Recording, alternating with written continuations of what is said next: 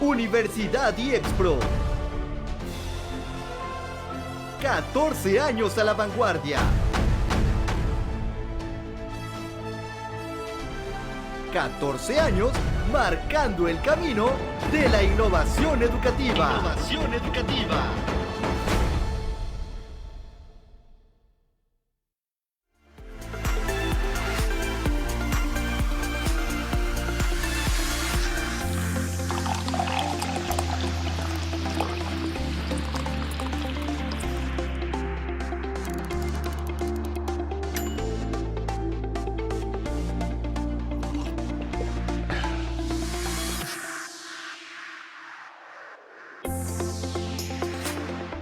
Nuestro invitado del día es el doctor Paulo César Álvarez Ruiz. Él es licenciado en Derecho, maestro en Ciencias Jurídico, Penales y Criminológicas, maestro en Juicios Orales, doctor en Derecho Público, con una especialidad en Acceso a la Información y Protección de Datos Personales, una especialidad en Justicia para Adolescentes, y una especialidad en Procedimiento Penal Acusatorio. Además, es egresado y docente distinguido IEXPRO.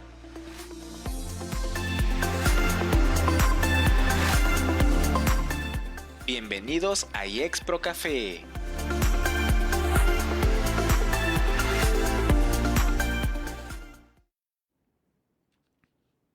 Hola, buen día.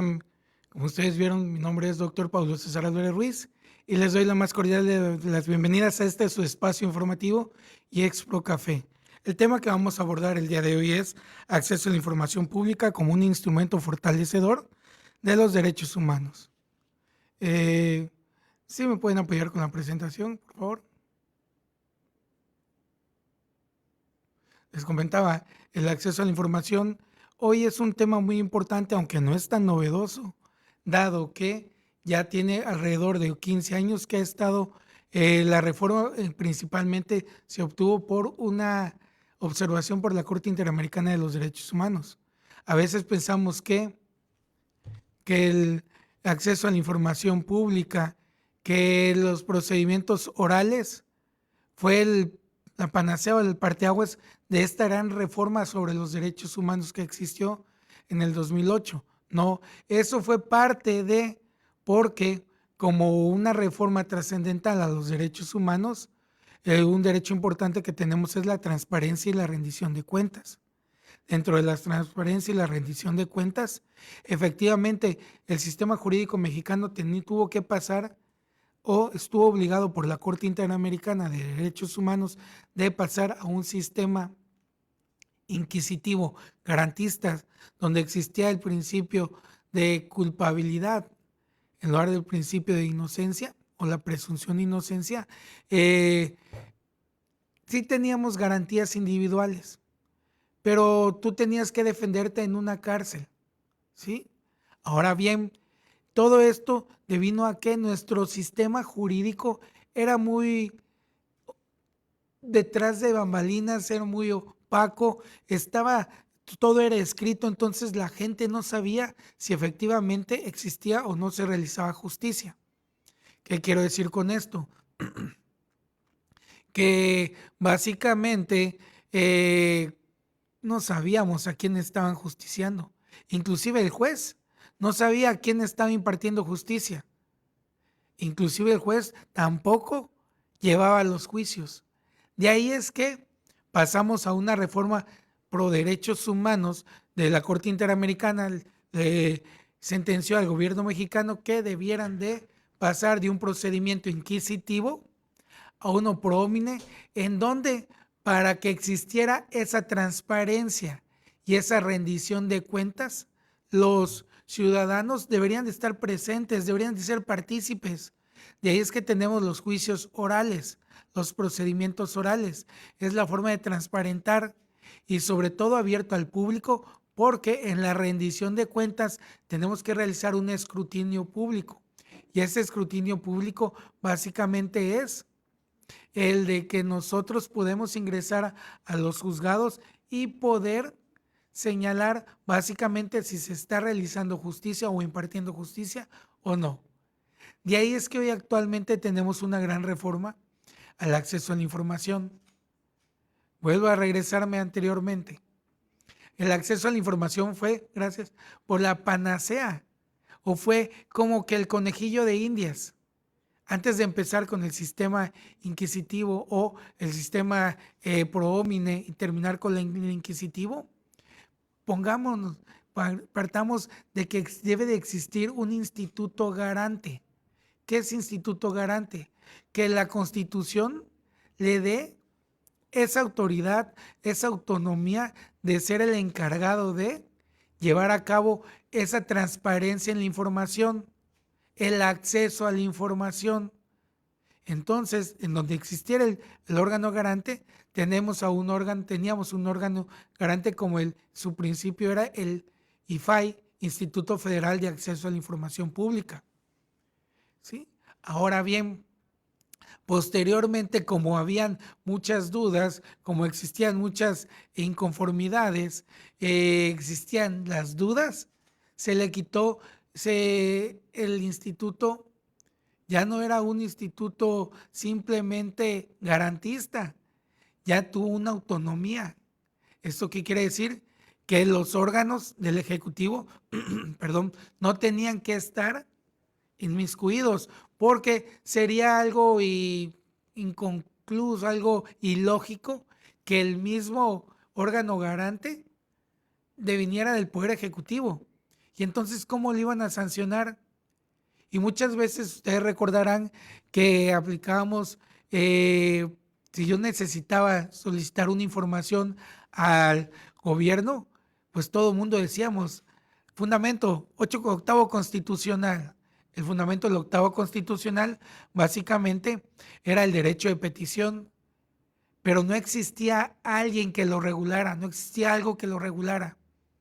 ¿En cuándo me van a entregar la información? Yo necesito la información de tal documento, de tal, hasta precisamente podría ser de tal licitación, cómo está manejando el dinero del gobierno, el Estado. Pero lo pedíamos que en el octavo constitucional a la Secretaría competente, pero no había algo que regulara y en cuánto tiempo. Tuvo que venir nuestro máximo tribunal, mediante una jurisprudencia, a decir lo que es en la mayor brevedad posible. Pero volvemos a quedar en algo inconcluso. ¿Qué sería esa mayor brevedad posible? ¿A qué nos estamos dando a entender? ¿A qué se refiere? Y es que por lo que surgió el procedimiento de acceso a la información pública, que nos dotaba a los sujetos obligados a la administración pública en los diferentes poderes a entregar esa información en 15 días. Y si no la entregaban a más tardar en 15 días hábiles, pues el solicitante de la información podría interponer un recurso para que así el órgano garante obligara a la autoridad administrativa o al poseedor de esa información a entregar esa información. Pero seguíamos manifestando que existía una autoridad que no, en la jerarquía, no dependía del Ejecutivo, era descentralizado. Tenía garantía, autonomía de operación, tenía libertad financiera. Se suponía que ese era el fin, se suponía que eso era lo que había dictaminado la Corte Interamericana de Derechos Humanos, que teníamos que tener un sistema jurídico, un sistema, un gobierno, una idiosincrasia en donde podríamos nosotros facilitar información en manos de los que lo deben de tener, la población, porque ellos mediante la transparencia y la rendición de cuentas tenían que ellos agotar o ver si efectivamente evaluar la gobernanza, si estaban realizando un buen gobierno. Ahora bien, ya centrándonos en nuestro tema de acceso a la información pública como instrumento fortalecedor de los derechos humanos, vuelvo a repetir, nuestro derecho humano principal es la transparencia y la rendición de cuentas. No hay más. Que si juicios orales, sí, porque tienen que ser transparentes, y orales porque son públicos. La gente lo debe de conocer para que las autoridades rindan cuentas. Hoy podremos decir que el acceso a la información es un derecho humano fundamental. Vivimos en una sociedad con la información que la tenemos en la mano, que la información es universal y que no debe estar positivada si nos la proporcionan o no. Pero como gentes o entes de sujetos de obligaciones, siempre hay algunas limitantes. Tenemos que cumplir algunas obligaciones para que nos doten de esa información. Obviamente, pues hay información reservada, ¿sí? Que básicamente es entre la confidencialidad. Hay entonces información confidencial. Reservada, gobierno, por temas de seguridad pública, seguridad nacional, temas importantes, puede reservar hasta ciertos años la información. Puede existir una prórroga, pero tiene que ser fundado y motivado. Ahora bien, en lo que respecta a esa reserva de la información, es la información pública. La que no podemos nosotros darlo, proporcionarlo, es la información confidencial de los servidores públicos. Pero también, ¿cómo vamos a saber qué información es confidencial? Fácil. Hay información que te identifican y que te hacen identificable. Son dos tipos. ¿Qué te identifican? ¿Qué tipo de información te identifica?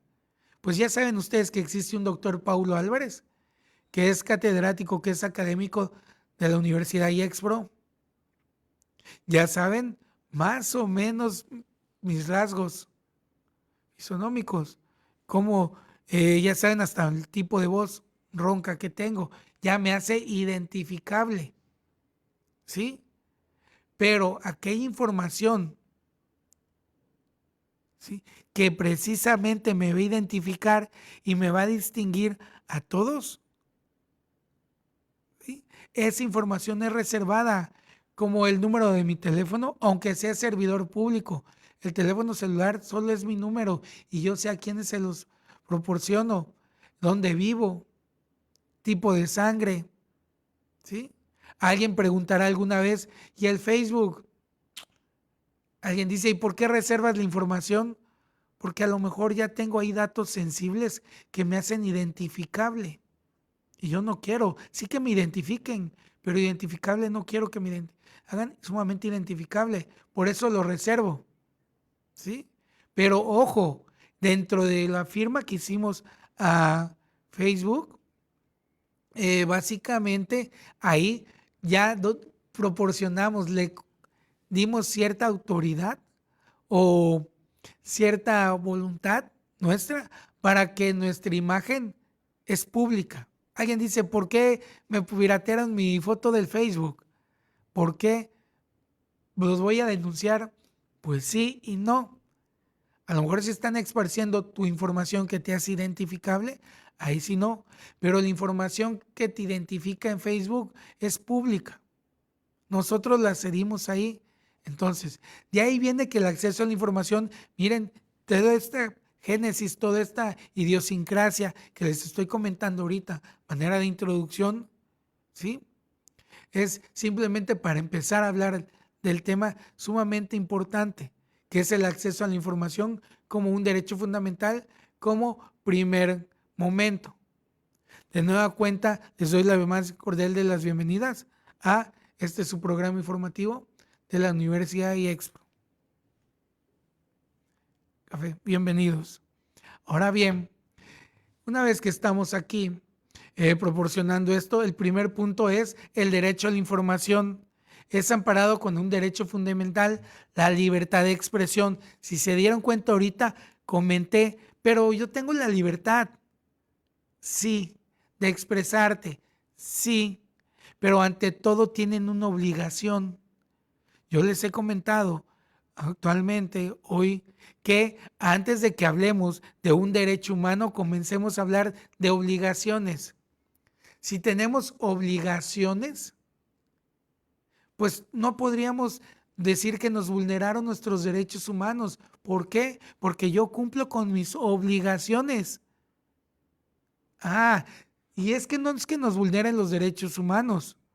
En la libertad de expresión nos dice, tú puedes expresarte como quieras, siempre y cuando estés bajo el marco de la libertad de expresión, tu otro derecho humano. Y hay una ponderación. ¿Cómo? Me puedo expresar, pero me obliga. Sí, te obliga porque todas las normas, todos los derechos tienen obligaciones antes de los propios derechos. Y ahí te indica que la libertad de expresión, tú puedes hacer uso de ese derecho siempre y cuando no vayas más allá de tu libertad de expresión, ¿sí?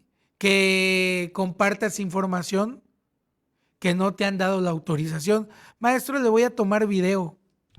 ¿Cómo por qué? A ver si no sé qué es para que nos esté ofendiendo. Posiblemente, pero yo no soy una figura pública.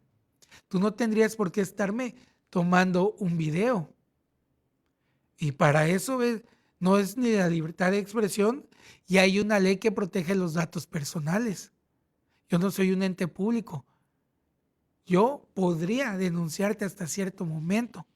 Tenemos ese ejemplo, ¿no? En Estados Unidos, que siempre nos basamos en que todo es reparación del daño, precisamente por lo mismo. Hasta si tú le tomas en la libertad de expresión una imagen a alguien, si no tienes tú la autorización de esa persona, no tienes por qué estar divulgando. Acceso a la información, pero estamos entonces, ¿qué es acceso a la información de información pública? Yo puedo divulgar información de quién es el presidente. Puedo divulgar la información de quién es nuestro gobernador. Lo que no puedo divulgar la información es dónde viven. Esa información está reservada por términos de seguridad nacional o estatal.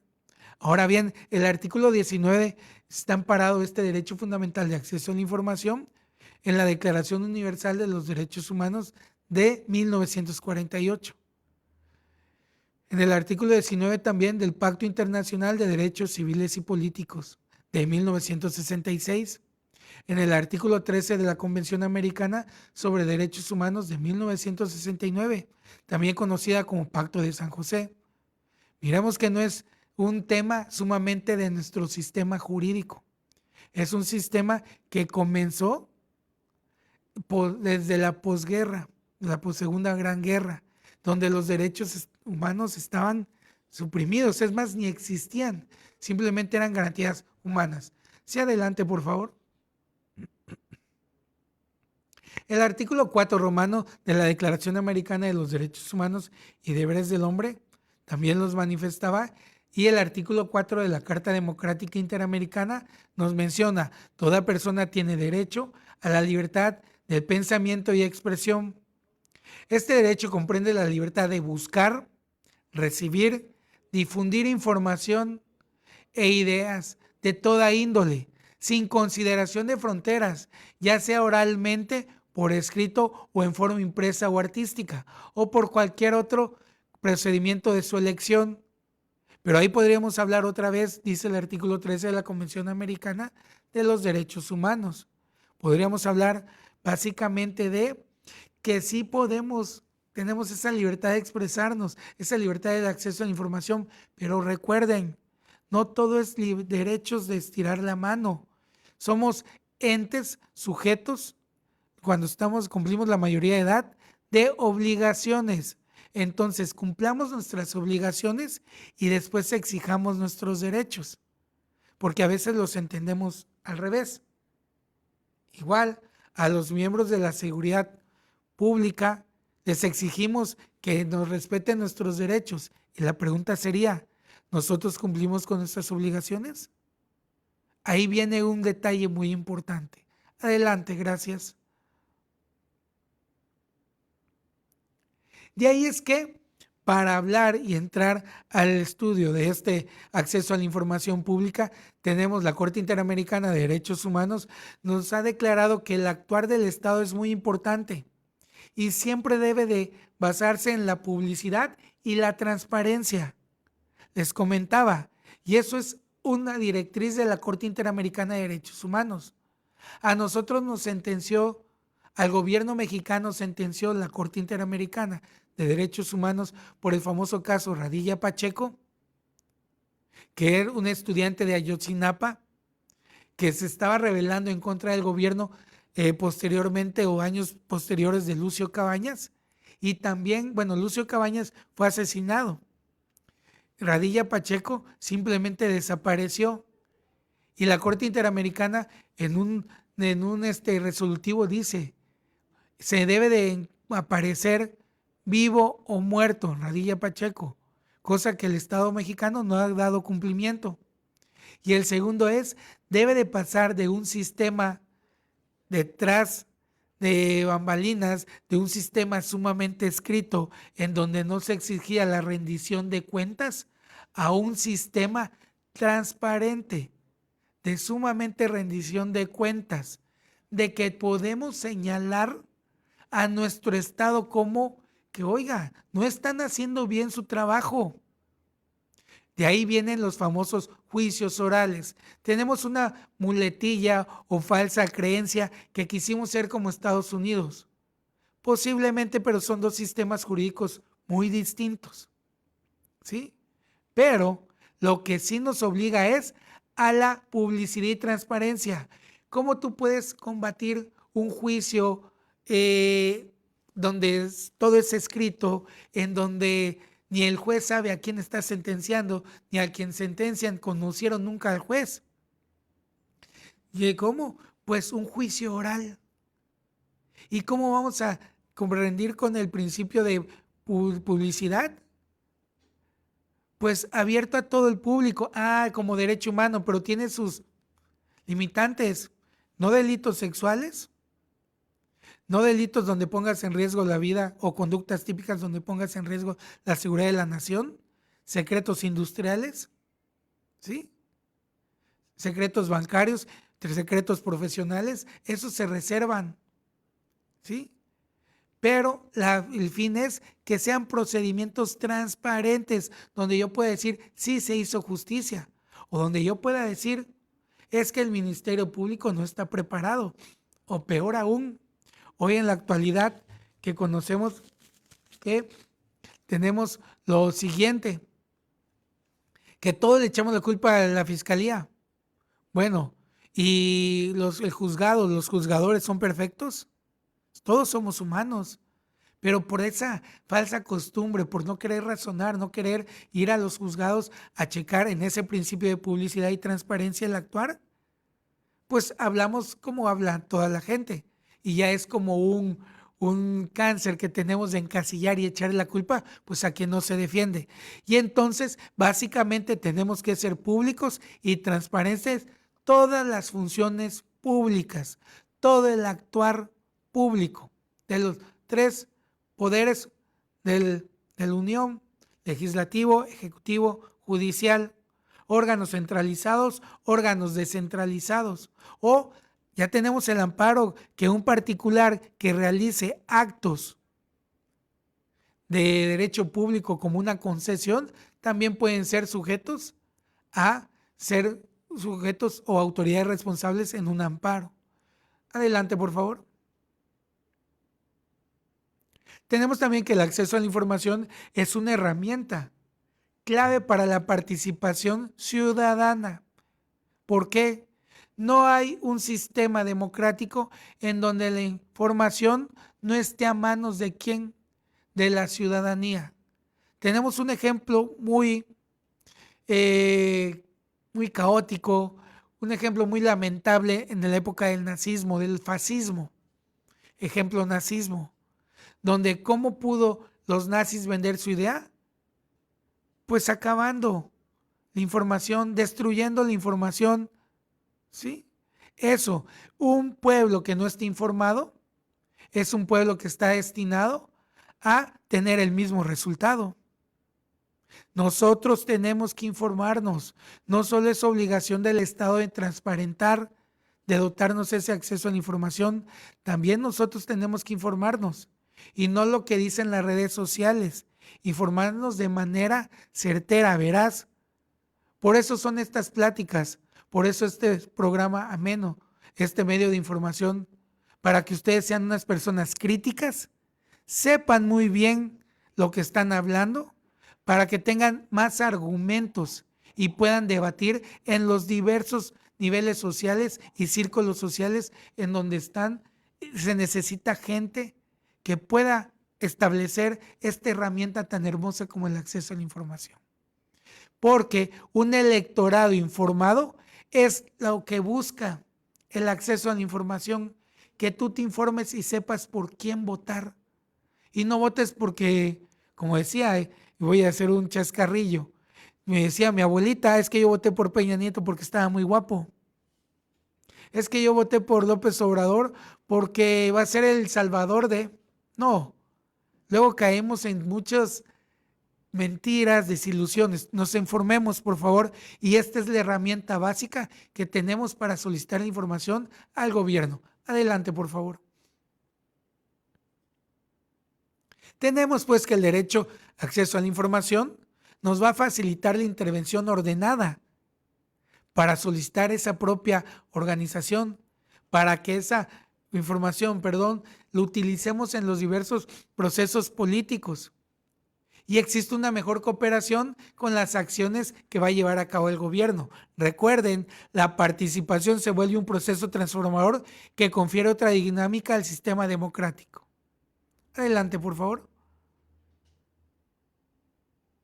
Como siguiente tema y momento importante, trascendental de nuestro conversatorio y plática o charla de café y expro tan amena que tenemos, es componentes del derecho de acceso a la información pública.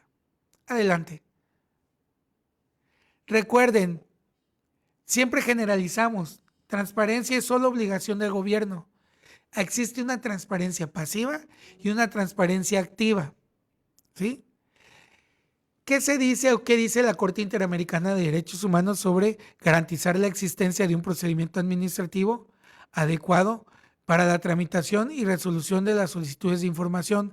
A eso le va a llamar transparencia pasiva, el mero procedimiento, el procedimiento interno que vas a tener tú para poder accesar a la información en manos de los sujetos obligados.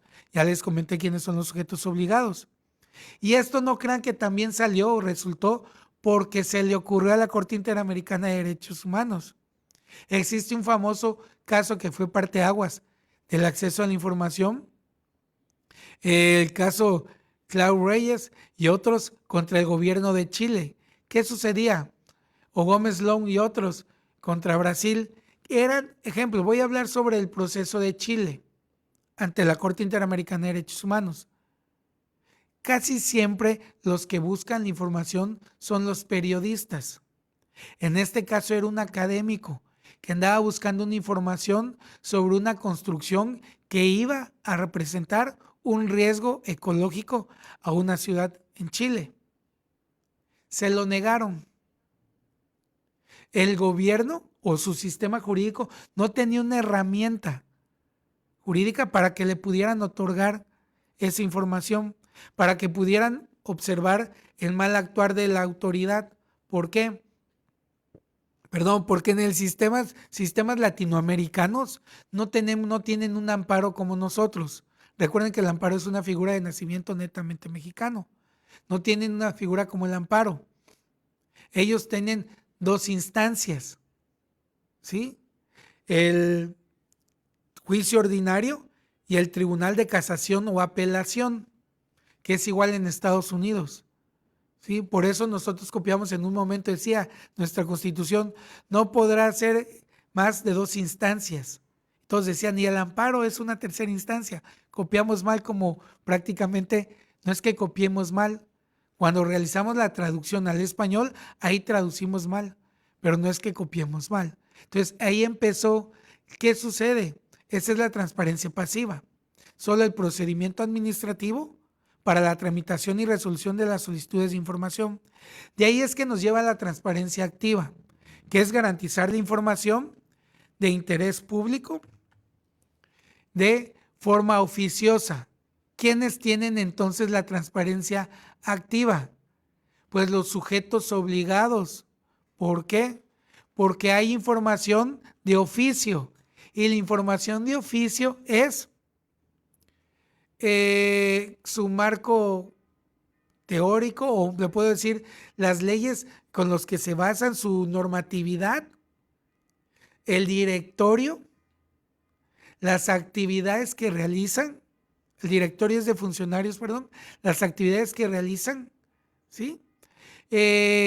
Su reglamento interno también, o sea, toda aquella información como en qué gastan el dinero, que es obligatoria, no para que yo lo pregunte y me la noten, no, es obligatoria, que debe de estar en su portal de internet, en una página, bueno, en la página oficial, en un rubro debe decir transparencia, ¿sí?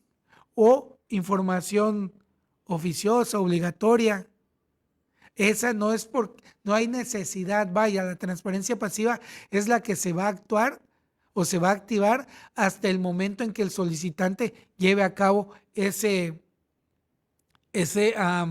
la solicitud, y la transparencia activa es la que siempre va a estar, es pública, es la información que nunca va a ser confidencial, es obligatoria que en los portales de transparencia los ciudadanos, bueno, las autoridades estén proporcionando a los ciudadanos para que de la mano la puedan checar en cualquier momento. Adelante, gracias.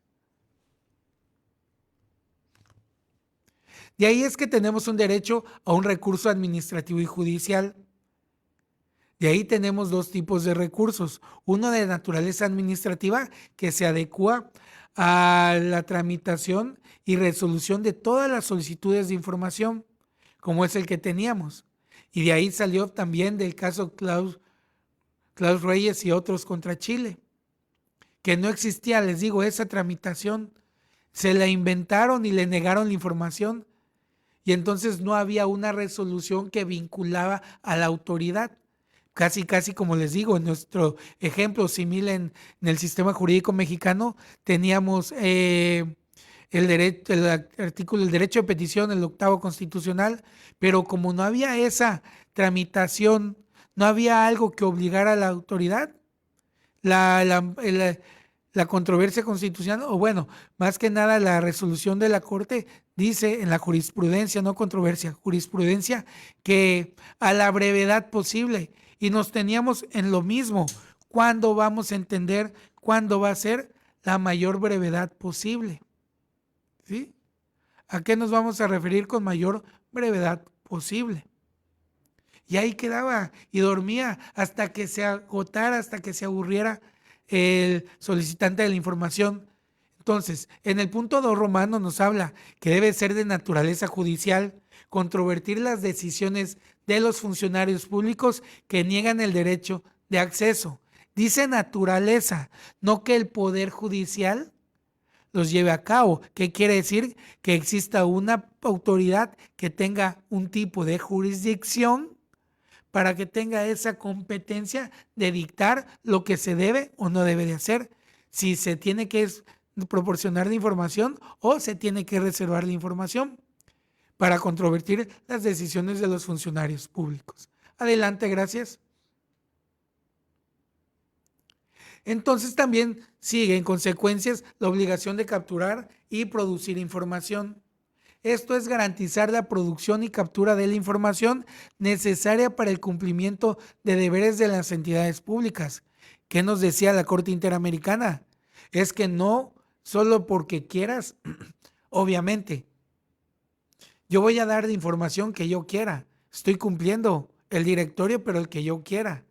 No, tiene que haber una autoridad que regule, que observe todas esas información que tú quieres hacer pública, porque sería muy bonito, ¿no? Sería que yo voy a reservar o yo voy a proporcionar la información que yo quiera y voy a reservar la que a mí me convenga. Recuerden, esta es la producción de la información, tanto estadísticas, bases de datos o indicadores de evaluación, programas, todo lo que sea poder de las autoridades pero que sea de naturaleza pública. Y alguien mira, pero ¿cómo sé que es de naturaleza pública? Ahí vamos, a la idoneidad y la necesidad. ¿Es idóneo que el pueblo lo sepa o es idóneo para que ellos estén en esa rendición de cuentas y transparencia? ¿Y qué necesidad tienen? Obviamente la mayoría de los actos de la administración pública, de los poderes legislativo y judicial, tienen esa necesidad y son idóneos que lo sepamos, porque al final de cuentas el dinero que les pagan a ellos viene de los impuestos de cada uno de los contribuyentes, ciudadanos mexicanos. Adelante, por favor. Tenemos también un derecho a una cultura de la transparencia. Ese derecho a la cultura de la transparencia nos dice que todos los ciudadanos tienen un plazo razonable para que la autoridad les otorgue, les cumpla ese derecho a la información. Les decía, derecho de petición, dormía el sueño de los justos hasta que yo me olvidara, sí, yo solicité tal información, pero como no había algo que los obligara, no, tiene que existir un plazo razonable. Esa es la cultura de la transparencia. Y le voy a repetir, la Corte Interamericana de Derechos Humanos, en el caso en comento, lo estableció, y también la OEA, ¿sí? El organismo de los Estados Americanos también lo estableció en el 2008 como un principio, y lo tituló como el principio 10. De ahí también vamos a trasladar a una implementación adecuada. Se debe garantizar la existencia de normas políticas y prácticas que permitan gestionar, conservar y administrar adecuadamente la información. Y es que ahí sacamos, bueno, no obtuvimos, eso es mentira, es que de ahí se le dio mayor énfasis a una ley de archivos. Se le dio importancia a la carrera de archivología. ¿Por qué? Porque nadie guardaba un archivo. Y para guardar un archivo, no sé si alguno de ustedes ya ha tenido la experiencia de ir a la Casa de la Cultura Jurídica. Ven que sus archivos, hay unos archivos, la primera sentencia de Chiapas, creo, de Tuxtla, casi en la época revolucionaria. Lo resguardan con climatizado, insecticidas, o sea, todo un ambiente para que no se degrade. Eso también entra en la existencia de normas y políticas y prácticas que permitan gestionar, conservar y administrar adecuadamente la información. Hoy estamos en nuestra actividad. Hace 5 años a lo mejor lo estuviéramos planeando. ¿Y qué viene a colación? Lo siguiente, la pandemia nos acercó a lo virtual y nos acercó por necesidad, y hagan de cuenta que la hoja la dobló y brincamos de momento a momento, y entonces ya tenemos eso virtual. Hoy sí es cierto, se conservan esos archivos históricos, pero la ley de archivos nos indica que todos los archivos en poder de los sujetos obligados deben de estar bajo condiciones de resguardo. Lo escrito, lo físico, pero tienes que conservar la versión estenográfica, ya sea en CDs, en DVD, les iba a decir VHS, pero creo que ya no existen, pero en cualquier medio, ¿sí? De magnético, cualquier medio CD, cualquier medio que grabe esa información, ahí se tiene que establecer ya no solo la información física, tenemos que tener los medios virtuales o digitales. Y eso es, para realizar eso, hay garantizar una política sistemática de entrenamiento y capacitación, y también para proporcionar la información, para que tú puedas proporcionar y atender las solicitudes de acceso a la información bajo un control del Estado sobre la normatividad. Adelante, gracias. Ahora, de eso último que les estaba yo comentando, la adecuación normativa, nos estamos refiriendo a garantizar un ordenamiento jurídico interno acorde a los estándares internacionales que conlleva incrementar un marco jurídico adecuado, los obstáculos legales, promover implementación del derecho de acceso a la información y una política favorable. Adelante, gracias. Obviamente, para eso existe protección de denunciantes. Protejamos a los denunciantes de irregularidades frente a sanciones legales, administrativos o laborales. Porque muchas veces decimos, no me voy a meter con el gobierno porque voy a salir quemado, voy a salir raspado. Pues precisamente todo es confidencial, acuérdense, datos reservados, sensibles, que te hagan identificable, se supone que tú puedes solicitar una información, aunque seas un periodista, pero tú puedes solicitarlo en base a un seudónimo, lo que conocimos a un apodo o un nombre falso, precisamente para que no te identifiquen. Adelante, gracias. Ahora bien, y entrando a nuestra última parte y tercera y última parte de nuestra plática de café y Exbro, recordemos que la reforma en materia de transparencia, acceso a la información pública y protección de datos personales que está muy de moda actualmente. Adelante. ¿Cuáles son las principales modificaciones a la Ley Federal de Protección de Datos Personales en posesión de los sujetos obligados?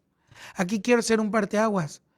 Nos quitemos nuestros colores partidistas, no lo miremos desde un punto de vista politizado, lo miremos desde un punto de vista académico, lo que les comenté al principio.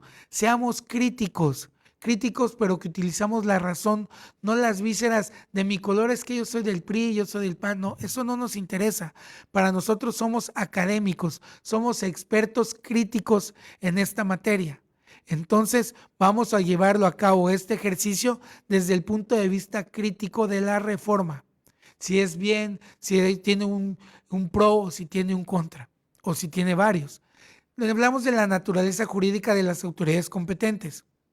Las autoridades garantes competentes serán las responsables de garantizar, como ya lo habíamos dicho, va a existir una autoridad competente, ya no va a ser el IFAI, porque al principio fue federal, después fue nacional, tenía autonomía, como la UNAM, la UNACH no tiene autonomía, no es universidad nacional, ¿sí? No tiene autonomía constitucional, que sería lo correcto, tiene autonomía financiera de gestión y de operación, solo.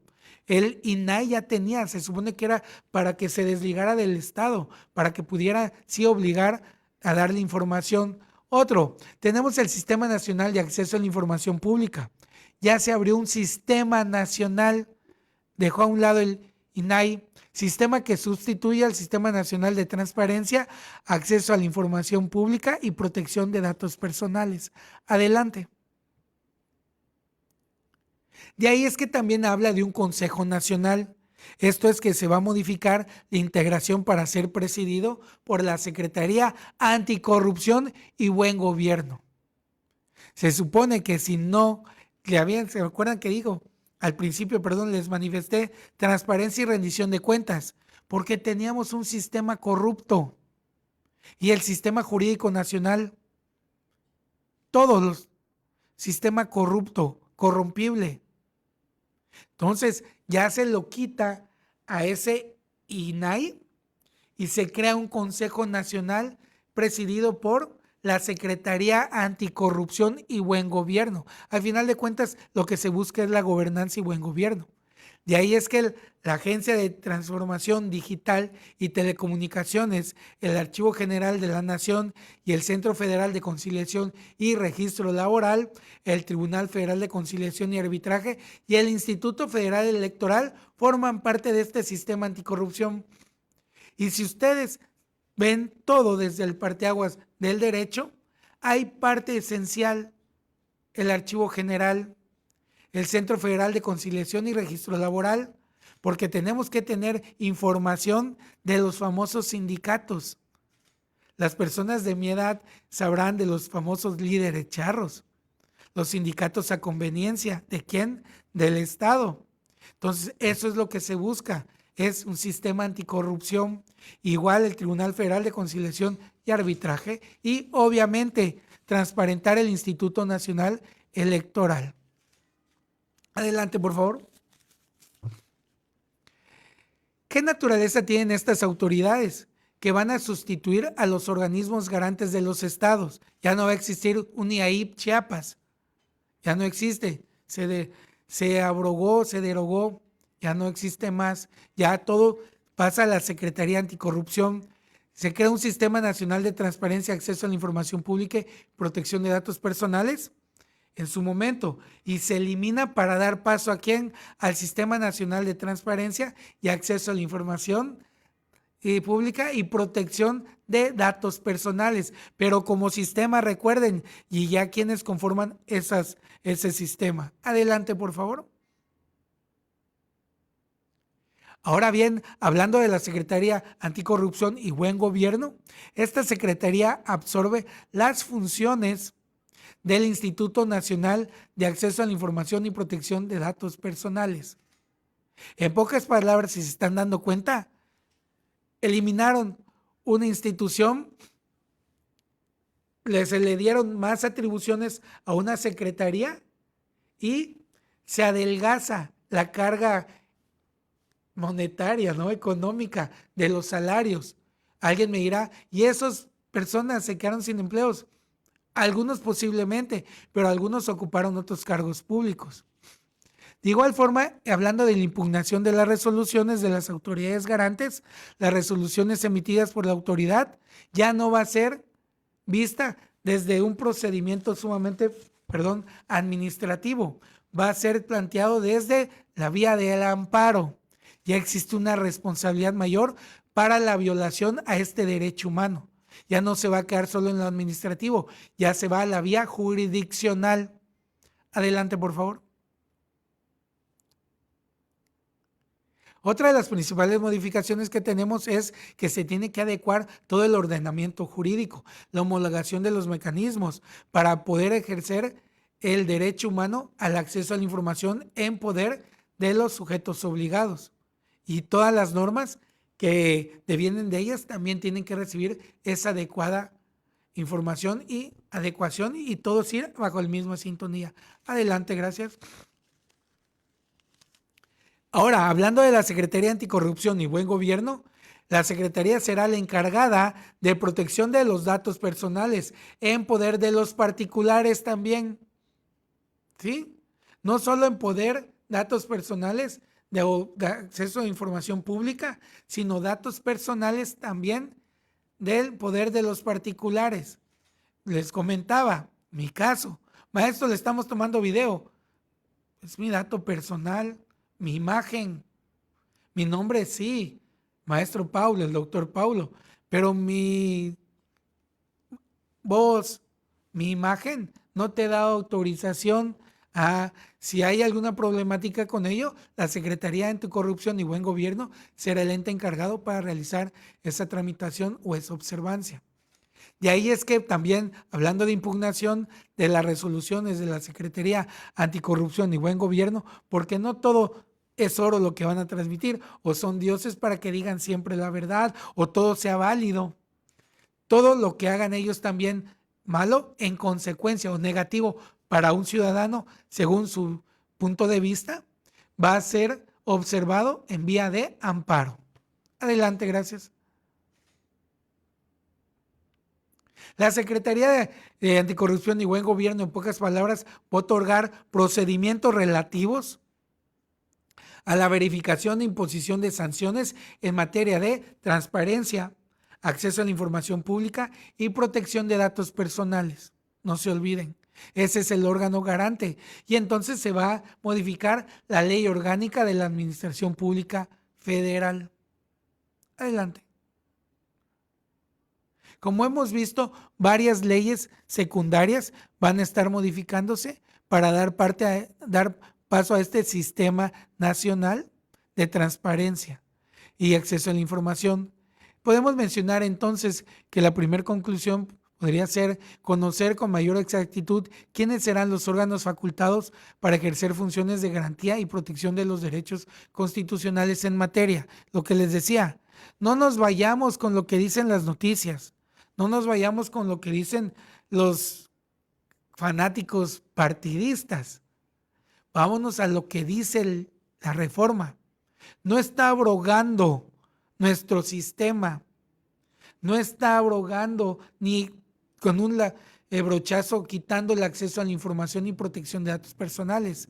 Está facilitando que exista una secretaría, un órgano garante encargado de combatir ¿qué? La corrupción, que ese es el nombre. Por eso solicitamos la información para transparentar y la rendición de cuentas, que son las herramientas básicas para combatir la corrupción.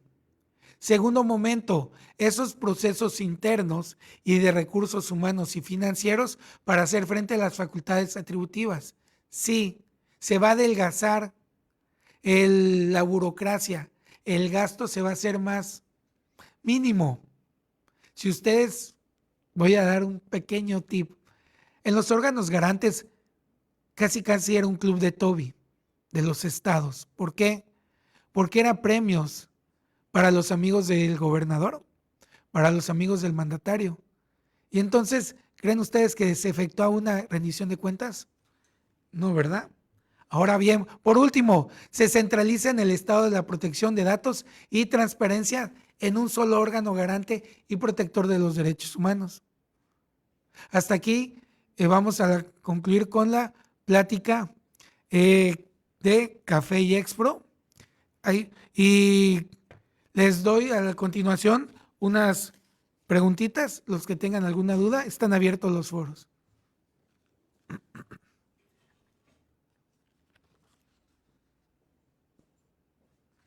Un segundito, porque ahora sí necesito una herramienta.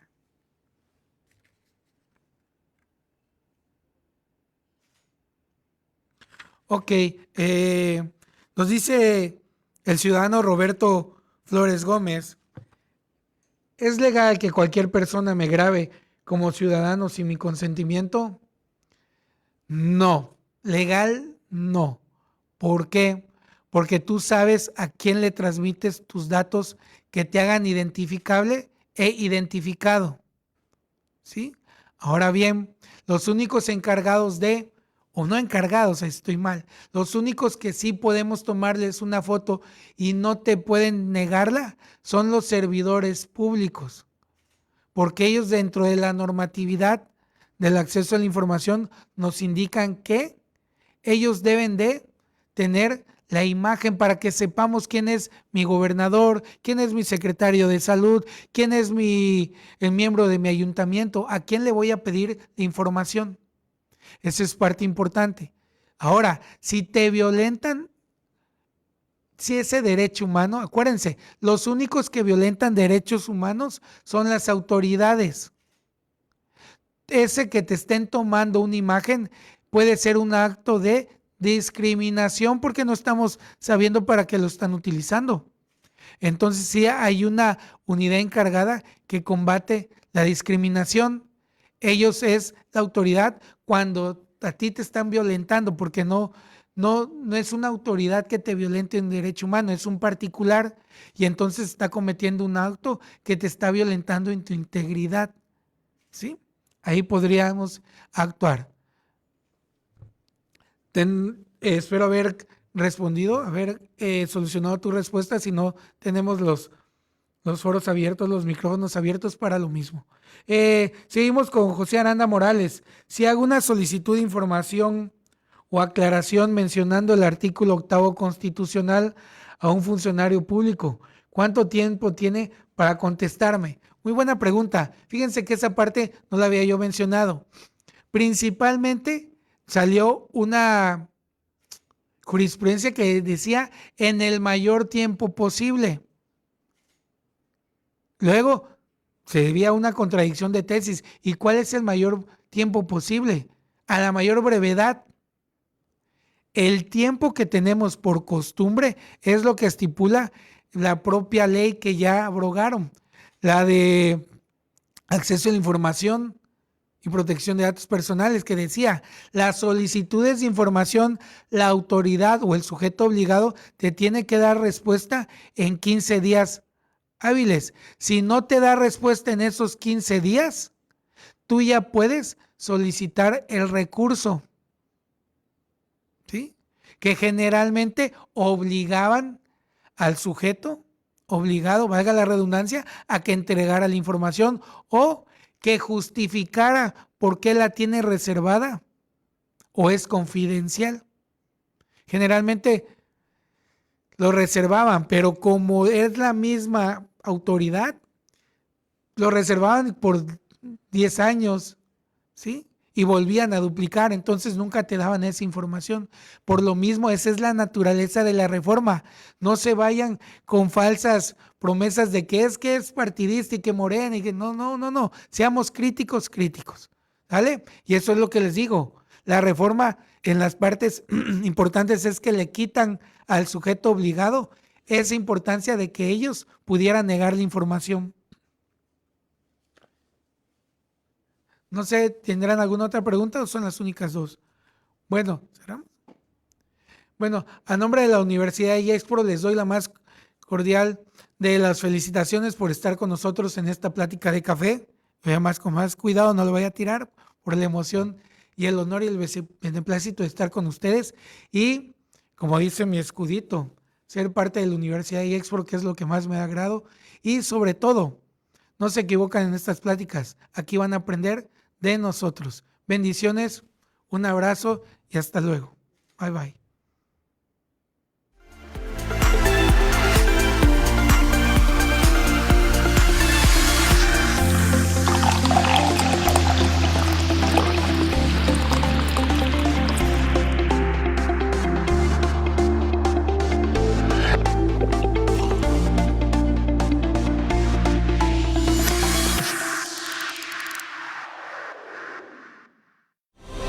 Universidad IEXPRO. 14 años a la vanguardia. 14 años marcando el camino de la innovación educativa.